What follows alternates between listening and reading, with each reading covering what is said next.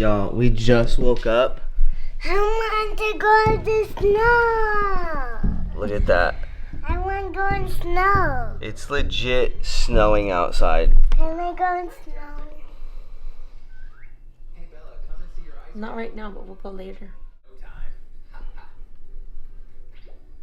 Frosty frosting.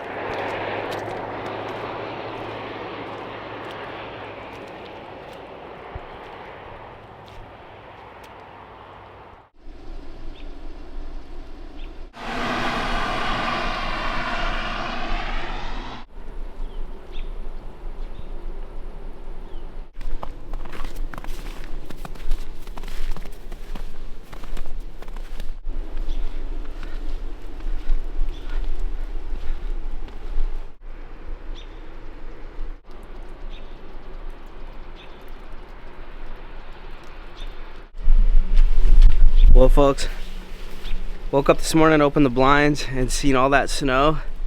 It is not what I expected to see, and it might stop our work day today. Not sure Debbie's gonna be able to make it down, so we're just gonna have to see how it goes.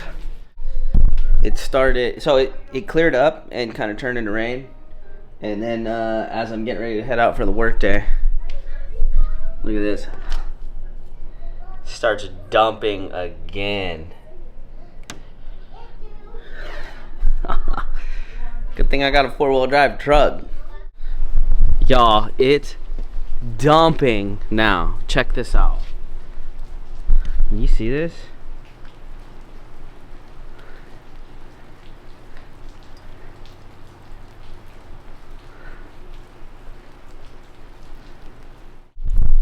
All right, let's go get in the shop.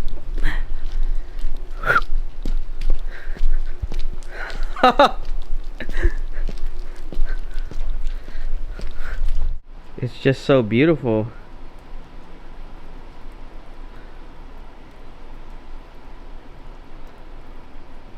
So I think the first thing we're gonna do right now is I'm gonna go get a heater going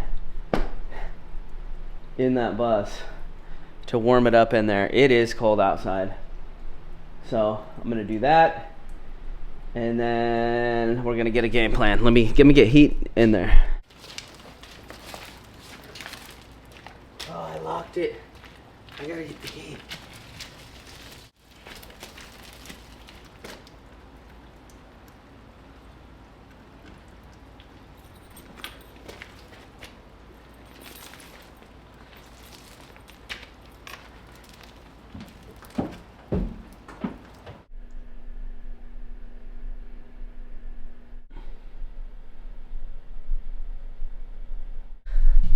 Ladies and gentlemen, it's legit raining and snowing today.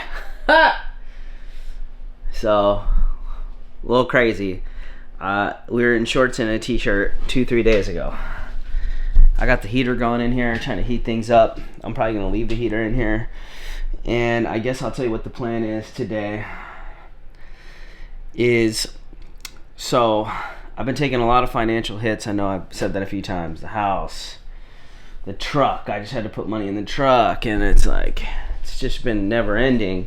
So I'm kind of just focusing on trying the hardest I can not to spend money and making as much money as I can. So today my plan is to start the electrical, which I think is going to be pretty easy, honestly, with what we got going on, and we're going to do that today at some point. But the first thing I want to do this morning is so a lot of people wonder how we make money as YouTubers, and maybe I'll touch on that real quick. Is Google, so it's like YouTube is literally the same thing as TV shows, right?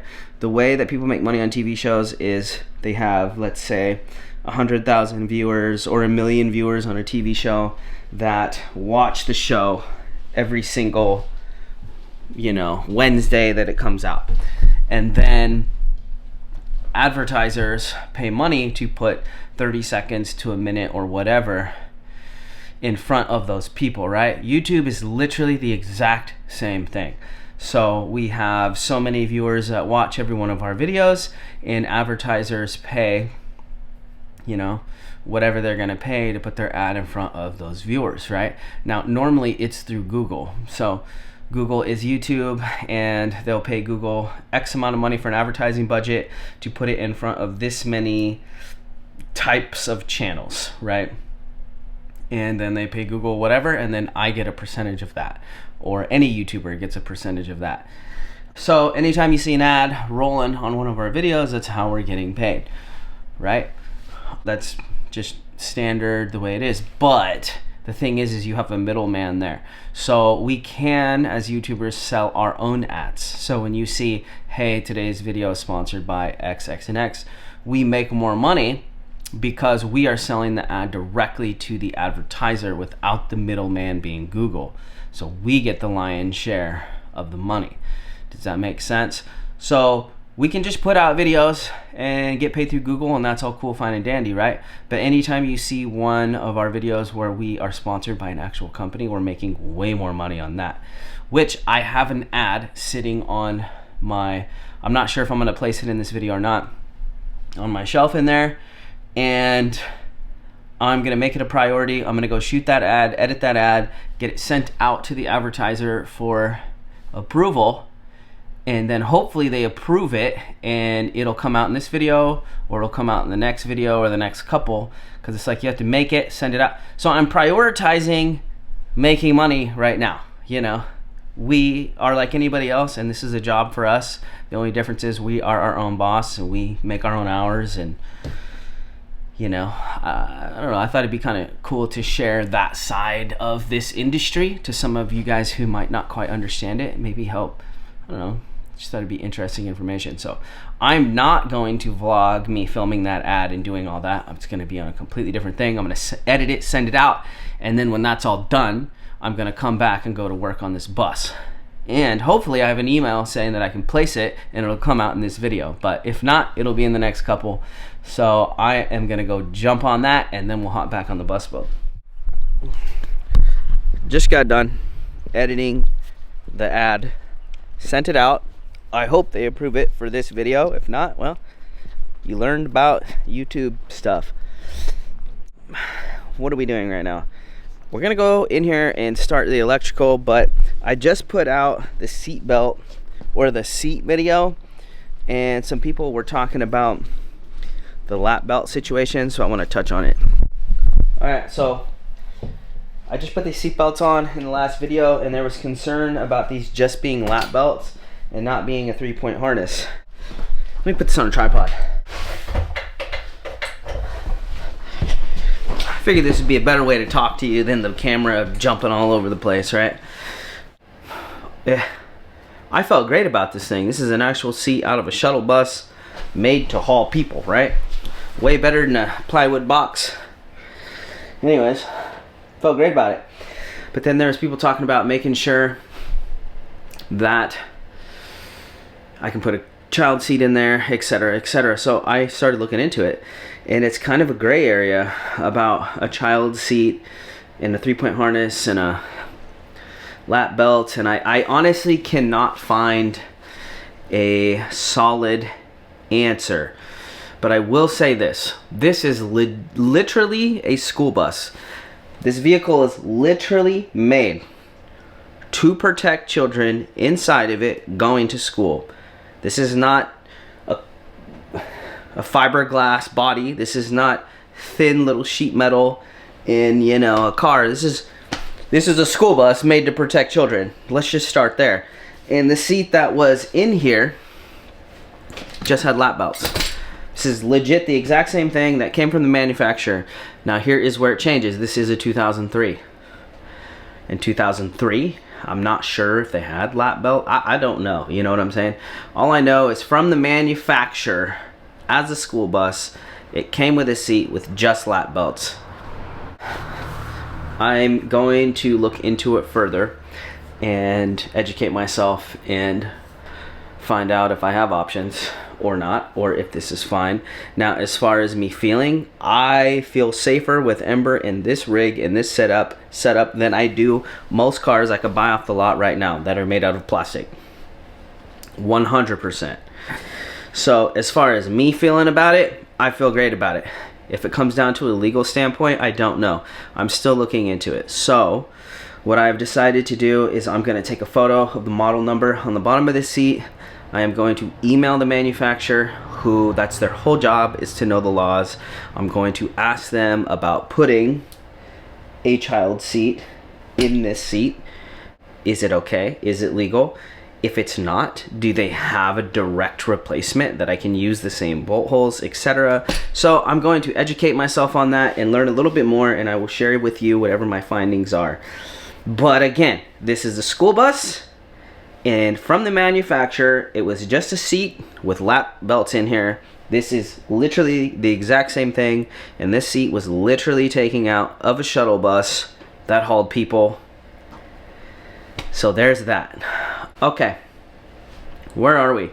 I think we're actually going to start the electrical today, which is why we didn't completely finish the couch, because I wanted to be able to get in and out of there very easily as I do the electrical. So I think one of the first things we're going to do is, I have a heater on in here. I'm going to get the battery out here in this heated space, probably put a charger on it, get it to 100%, and get a game plan going on this bench. Shout out Dakota Lithium for being a sponsor of this bus build. I've been using their batteries for years. Also, BougeRV is a sponsor of this bus build's electrical, and they have the solar panel on the roof. Links in the description for both of them will be below. Let's go get the battery.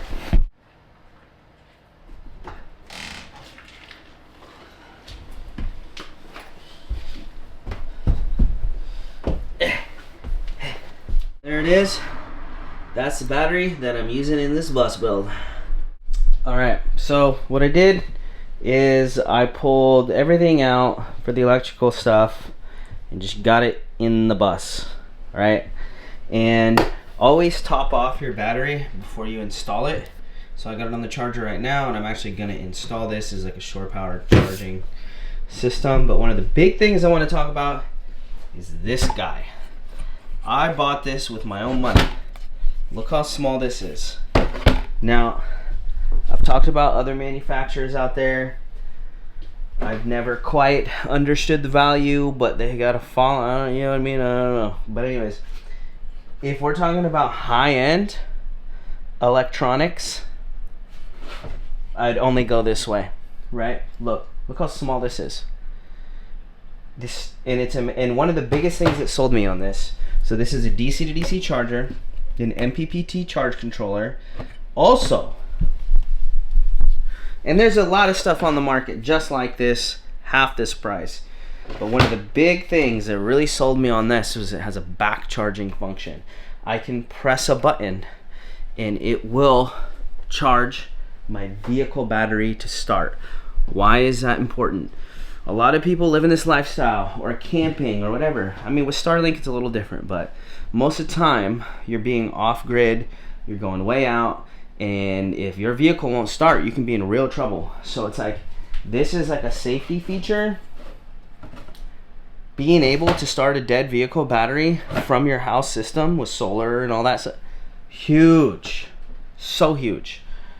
And it's just so small, and it's so high-end. Like the testing, I bought this with my own money, not sponsored, right? And I want you guys, if you want to spend the money on a nice electrical system, I personally would only recommend doing Red Arc, period. There's other stuff if you want to do something a little less expensive that I think work great. But if you want a high-end system, I know you guys have seen the blue ones. Have you ever seen me install it? Never.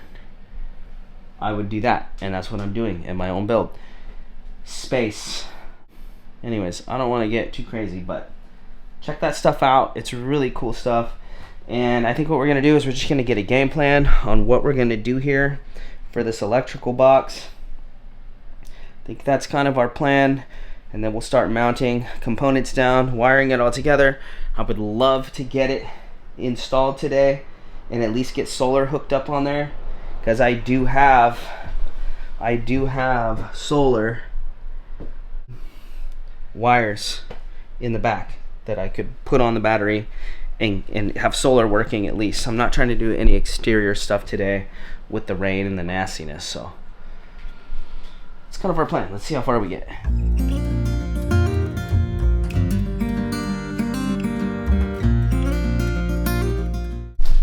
Y'all, I think it might be the end times. Now, look at that. That's ice hail.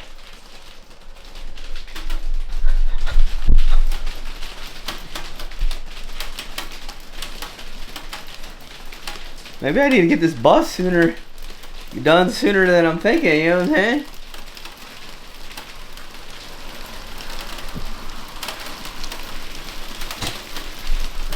Okay, I think I finally got it figured out, right?